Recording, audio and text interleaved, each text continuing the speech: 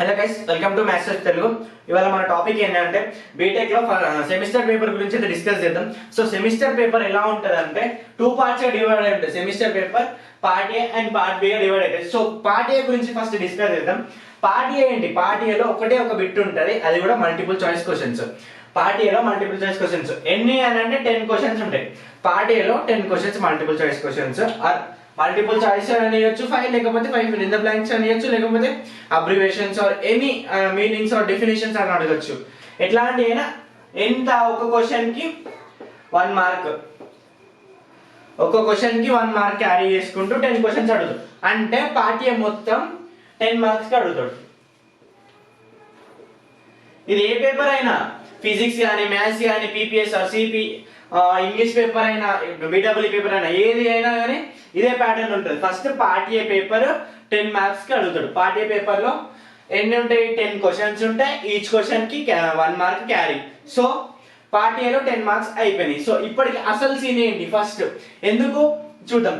Part B లో మొత్తం 5 questions ఉంటాయి. అంటే లైక్ మనం 5 క్వశ్చన్స్ అటెంప్ట్ చేయాలి. కానీ అక్కడ ఎన్ని క్వశ్చన్స్ ఉంటాయి అంటే చూడండి, ఇప్పుడు ఇక్కడ ఎన్ని క్వశ్చన్స్ ఉన్నాయి? 20 క్వశ్చన్స్ ఉన్నాయి. 20 క్వశ్చన్స్ లో మనం ఎన్ని అటెంప్ట్ చేయాలి? 5 క్వశ్చన్స్ అటెంప్ట్ చేయాలి. ఎందుకు 5 చేయాలంటే చూడండి, ఇప్పుడు సెకండ్ అండ్ థర్డ్ క్వశ్చన్ లో మనం ఏదైనా ఒక్కటే ఆర్ అంటుండు, అంటే ఏదైనా ఒక్కటే క్వశ్చన్ రాయాలి సెకండ్ అండ్ థర్డ్ లో. సో అంటే ఎందుకు 5 క్వశ్చన్స్ అంటున్నా అంటే ఇప్పుడు చూడండి, 4th and 5th లో any 1 question, 6th and 7th లో ఎనీ 1 క్వశ్చన్, ఇక్కడ 8th and 9th లో ఎనీ 1 క్వశ్చన్, ఇక్కడ 10th and 11th లో ఎన్ని 1 క్వశ్చన్స్. సో ఎన్ని అయినాయి? ఓన్లీ 5 క్వశ్చన్స్ మనం రాయాలి. సో ఆ 5 క్వశ్చన్స్ లో ఇప్పుడు చూడండి, ఈ ఫస్ట్ 2 క్వశ్చన్స్ అనేది ఫస్ట్ చాప్టర్ నుంచి వస్తాయి. ఫస్ట్ 2 క్వశ్చన్స్ అనేది ఫస్ట్ చాప్టర్ నుంచి వస్తాయి.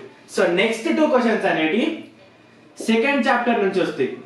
Next 2 questions second chapter, and next 3 third chapter, and next 2 fourth chapter, and next 2 fifth chapter. So in this pattern అంటే ఫస్ట్ 2 క్వశ్చన్ ఫస్ట్ లెసన్ నుంచి, అంటే first chapter నుంచి అట్లా రెస్పెక్టివ్ గా ఒక 2 క్వశ్చన్స్ ఒక్కొక్క చాప్టర్ నుంచి వస్తాయి కన్స్టిట్యూటివ్.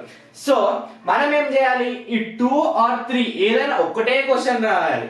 సో ఇప్పుడు నీకు second question A and B ఉంది, third question A and B ఉంది. ఇప్పుడు సపోజ్ నీకు సెకండ్ క్వశ్చన్ లో ఏ క్వశ్చన్ వచ్చు అండ్ థర్డ్ క్వశ్చన్ లో బి క్వశ్చన్ వచ్చు. ఒకవేళ నువ్వు ఇక్కడ ఏ క్వశ్చన్ రాసి ఇక్కడ బి క్వశ్చన్ రాసినావు అనుకో, సో నీకు ఓన్లీ ఒక్కదాన్నే కన్సిడర్ చేస్తాడు. ఐదర్ రాస్తే E2 అన్న రాయాలి, లేకపోతే E2 అన్న రాయాలి. సార్ నాకు ఇందులో ఒక క్వశ్చన్ వచ్చు, ఇందులో ఒక క్వశ్చన్ వచ్చు అంటే నువ్వు ఇళ్ళకెళ్ళి ఒక క్వశ్చన్ రాసి ఇళ్ళకెళ్ళి ఒక క్వశ్చన్ రాసినా కానీ ఏదైనా ఒకటే కన్సిడర్ చేస్తారు. దేనికైతే ఎక్కువ మార్క్స్ వస్తాయో ఆ క్వశ్చన్ నే కన్సిడర్ చేస్తారు. అండ్ ఇందులో ఏదైనా ఒక క్వశ్చన్ రాస్తాం కదా, ఆ ఒక్క క్వశ్చన్ కి 10 మార్క్స్. క్వశ్చన్ అంటే ఈ ఏ అండ్ బికి కలిపి A ప్లస్ బి మొత్తం 2 క్వశ్చన్స్ కి కలిపి 10 మార్క్స్. సో ఇక్కడ 10 మార్క్స్, ఇక్కడ 10 మార్క్స్, ఇక్కడ 10 మార్క్స్, ఇక్కడ 10, ఇక్కడ 10. సో పార్ట్ బి మొత్తం 50 మార్క్స్ కి ఉంటుంది.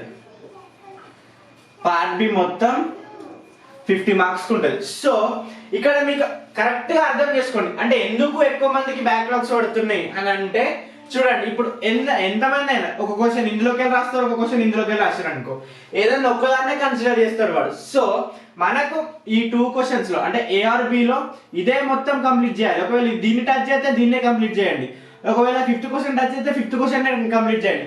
సో ఈ 4th or 5th లో ఉన్నప్పుడు ఆర్ అని ఇచ్చినప్పుడు కంప్లీట్ గా ఇదైనా రాయాలి, లేకపోతే కంప్లీట్ గా ఇదైనా రాయాలి. సో ఇక్కడ బి రాసి ఇక్కడ ఏ రాస్తా అంటే అట్లా మార్క్స్ వేయడు. సో ఏ క్వశ్చన్ అయినా, ఏపీ అయినా సిపి అయినా ఎట్లాంటి క్వశ్చన్ అయినా కానీ ఇదే ప్యాటర్న్ లో ఉంటుంది.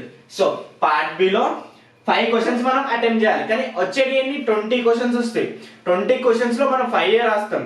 ఆ 5 కూడా ఇండివిజువల్ గా, ఆ 5 లో మళ్ళీ 2 క్వశ్చన్స్, కొన్ని వాటిలలో 3 క్వశ్చన్స్ కూడా ఫ్రేమ్ అవ్వచ్చు. అండ్ లైక్ ఇక్కడ 10 క్వశ్చన్స్ లో ఇక్కడ ఏంటి, ఇప్పుడు 5 + 5 అడగచ్చు. ఇక్కడ ఇప్పుడు చూడండి 3 క్వశ్చన్స్ వచ్చినాయి కదా, 7 + 3 + 2 అడగచ్చు. సో ఆయన ఇష్టం, అంటే క్వశ్చన్ పేపర్ ప్రిపేర్ చేసి ఇష్టం, డిపెండ్ అపాన్ ద ఏంటి హార్డ్నెస్ ఆఫ్ క్వశ్చన్. అంటే క్వశ్చన్ ఒక హార్డ్నెస్ పైన డిపెండ్ అయ్యి కూడా క్వశ్చన్ పేపర్ కి ఇక్కడ మార్క్స్ యాడ్ అవుతా ఉంటాయి. సో చూడండి ఇప్పుడు అర్థమైంది కదా, పార్ట్ ఏ అనేది 10 మార్క్స్ కి అండ్ పార్ట్ బి అనేది 50 మార్క్స్ కి. పార్ట్ ఏలో 10 క్వశ్చన్స్ ఉంటాయి అండ్ పార్ట్ బిలో 20 క్వశ్చన్స్ ఉంటాయి, కానీ మనం అటెంప్ట్ చేసేది 5. ఎందుకంటే ఒక్కొక్క 2 క్వశ్చన్స్ లో మనం ఒకటే క్వశ్చన్ రాయాలి అండ్ ఒక్క క్వశ్చన్ లో 2 క్వశ్చన్స్ ఉంటాయి. సో మనం రాసేది ఎన్ని 10 క్వశ్చన్స్ రాస్తాం అంటే 5 main question and 2 sub questions కాబట్టి 2 into 5 అంటే 10 క్వశ్చన్స్ రాస్తాం మనం. Thank you.